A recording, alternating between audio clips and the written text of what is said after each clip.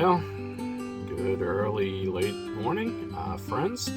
We're going to be heading down to Jackson, Hampshire for an emergency call for a sewer backup that's flooding multiple units. So we're going to go down there and perform some Saturday emergency service and hopefully get them up and running again. And I'm confident that we will, and find out what's causing the problem. So let's go to Jackson, New Hampshire, folks. See you soon. How's your Saturday going?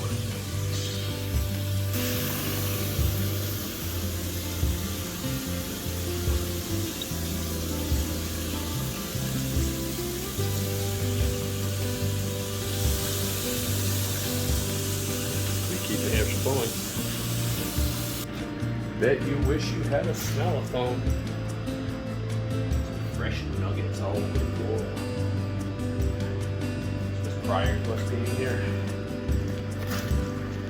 61 feet. You can see the pipe is damaged. We have that located outside. There is a sag in the pipe coming off the septic tank. So there's definitely water damage around, but they controlled as much as they could. Okay, so we're going to inspect the pipe. Okay, so we got the line cleared. We found multiple problems with the line itself. Septic tank is sagged back probably about 10 feet, slowing flows down. And we also found a unglued section of PVC underground which had separated.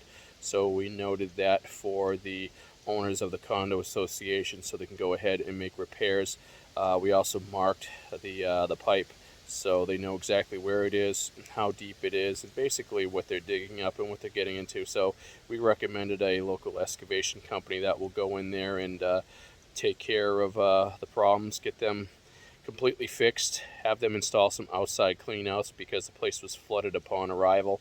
Unfortunately, you have condo units with people upstairs and downstairs, and the people upstairs don't care about the people downstairs and just keep flushing and flooding them out. So, but thankfully we're able to respond quick enough where we teamed up with the maintenance there, and we're able to control as much of that flooding as possible, and we got them running. So we keep New Hampshire flowing, and we'll see you guys out there again. Have a good one. Enjoy your weekend.